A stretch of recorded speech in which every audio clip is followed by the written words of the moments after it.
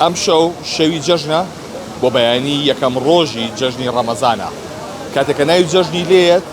ئەو شەوە تاوەکو بەیانی سەرتاشەکان ناخەون و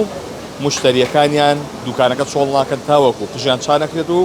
قژیان دانەهێنن. من لە یەکێک لە سەرتاشەکانی جادەی پیرەمێردم ئەتۆ نای وەساغەمجی سڵاو لەوێ وەساجان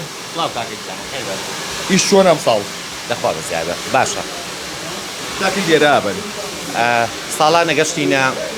4 و 5 بەیانی بەڵام بەم ساڵ پێم وایە لە 3-4 تەواو بوو. چوار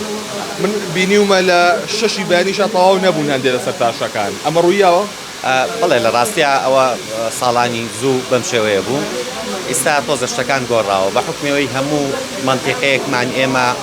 دوکان و بازارێکی هەیە بە نمونە بۆ بێنمەوە بەختیاری دوکان و بازاری هەیە برای مەحمەد دوکان و بازاری خۆی هەیە جاران هەموو لۆ دەکە لەسەر ناو بازار و خاستان جادەی پیرەمێرد کە ناسا بوو بە شوێنی دەلاکە باشەکان بەڵام بۆم ساڵ تۆزە گۆڕانکاری بەسەرا هاتووە چەند ساڵێکە یعنی تۆزە جیاوازی هەیە. باشە بۆ ئیلا شەوی جەژن سەر چاکەن خۆ دووسێ ڕۆژ پێش جەژن وازان ئیشتان نییە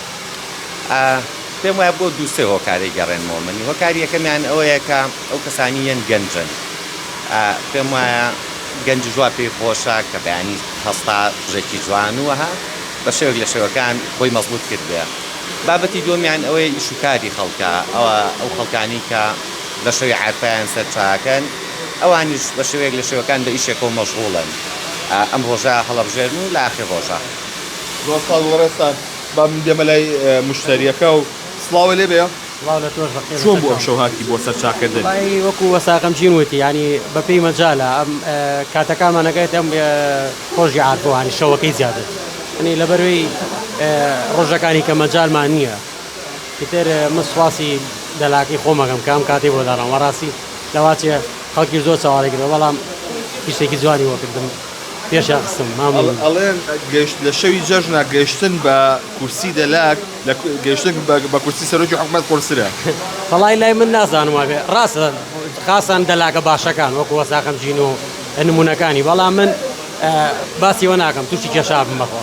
ئەو قۆێزانێ بۆچی بەیانی چی بەدەستەوێت توێ خۆ قۆسکەی وەڵی تر ماڵی باوکم یەکەم چکە هاوسەرگیریم کردووە یەکەم جار لای ماڵی باوکم جەژنەکەم دوایی تر ماڵی خەسوومی ترەگەڕیم بۆ ماڵی خزمەکان و چەشە پیرۆزە لە هاوڕێ و برادەر و کەسکاروان ناگەین دووبارە جژنی پیرۆز بێ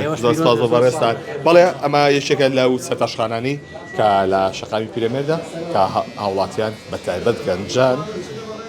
لێرەن بۆەوەی کە خۆیان ئامادە بکەن بۆ بەیانی خۆیان پۆست بکەن و کە بە ستایلێکی تازەوە ببیرێن بۆیە ئەیانەوێت بەیانی جەژن بە ستایلەکەیان زۆر جیاواز بێت. چۆن بۆ شۆهاتی ناوێ قسە بکات لە شەوی جەژنە زۆرێک لە سەرتاشەکان تاوکو دەمە و بەیان ئەوان لە سەرتاشخانەکانە مێننەوە بۆی کە ئەو مشتریانی کە هەیەە بەڕێ بکەن تاوەکو ئیش بۆ هەب سەرجەمیان بکەن و پاشان دەگەڕێنەوە و لە سەرتاشەکان لە شەوی لە ڕۆژی عارفە و لە شەوی جەژنە زۆر هیلاک دەبن بۆیە زۆر جار هەندێک کەسیش بە